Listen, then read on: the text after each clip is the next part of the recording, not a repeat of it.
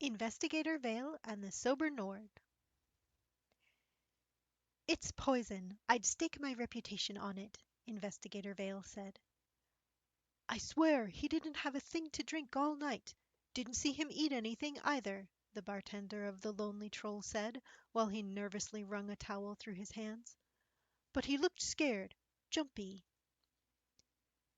Investigator Vale stood over the body of the Nord that lay on the floor of the once bustling tavern. Much of the place cleared out when the man dropped dead in the middle of the evening rush, but a few brave patrons continued to drink in corners out of sight of the corpse. The average Nord's commitment to mead was something to be respected, Vale thought. Strange. What was he doing here if he wasn't eating or drinking? Vale mused aloud. And how in the world was he poisoned? The attractive guard captain folded her arms across her chest and frowned. A sober Nord in a tavern. That always spells trouble. Vale smiled. My thoughts exactly, Captain Aja. Without so much as a warning, Investigator Vale pushed herself away from the bar and made her way toward the tavern's recesses. Captain Aja hurried along behind her.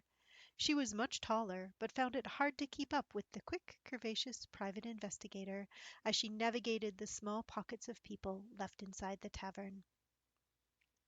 "Investigator, where are you going?" Vale stopped in front of a table tucked into the back of the tavern. There, a handsome man sat by himself, save for a pet scorpion crawling on his shoulder. As the two women approached, the man grinned widely and gestured with his sloshing tankard. "Hail, ladies! To what do I owe the honor of having two lovely women approach my table?" Investigator Vale slid into the seat next to him with a Vulpin smile. "I noticed your tankard is full." The man's expression did not falter, as Vale expected it to.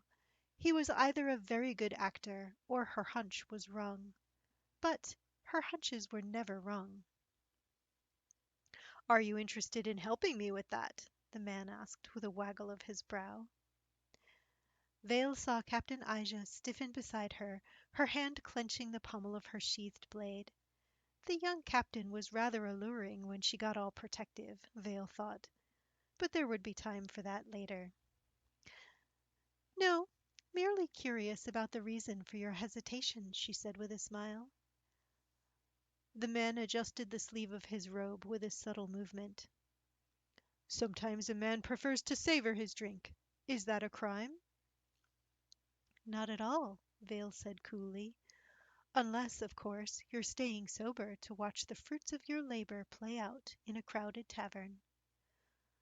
"That's quite a bold accusation," he scoffed. "You can't walk around accusing anyone who isn't drunk of being a murderer." "True, though I can accuse someone with a deadly azure scorpion of being a murderer."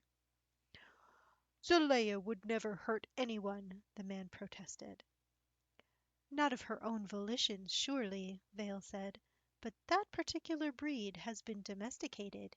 She'd take orders from her master if instructed." The man narrowed his eyes. "You have no proof." The investigator held out a delicate hand. Her eyes flashed dangerously. "Then let her sting me." Captain Aja balked. "What? Investigator, don't!" To kill a man of that size, lovely Zelaya would have had to expend much, if not all, of her venom. It will take time for her to replenish that. Therefore, if I am correct, I should be completely safe." The captain eyed the plucky investigator warily, but finally turned her gaze on the man. "Well, let's see it then." The man's expression didn't change, but Investigator Vale saw fury spark in his eyes. A muscle in his jaw jumped as he picked up the scorpion and placed it in the investigator's waiting hand. He made a soft clicking noise with his tongue, and the scorpion's tail plunged into Vale's palm. Almost simultaneously, the man jumped up and tried to run. Investigator Vale, who stood calmly cradling the scorpion, stepped deftly to the side to give Captain Aja room.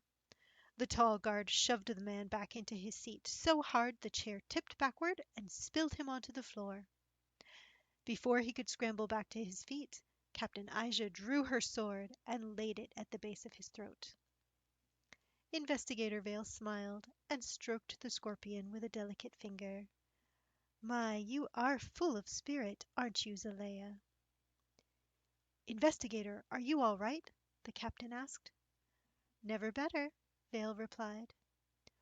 What kind of woman are you? The man choked. You were supposed to fall to your knees in pain. I only fall to my knees for very specific occasions, my dear, Vale said smugly, and then let the scorpion crawl from her hand and onto the table. Speaking of which, Captain Aja, once we're finished here, I'd love to buy you a drink. The attractive guard blushed and tried unsuccessfully to conceal a smile. As you say, Investigator. Though, Investigator Vale said with a wink, perhaps we'll pick a different tavern.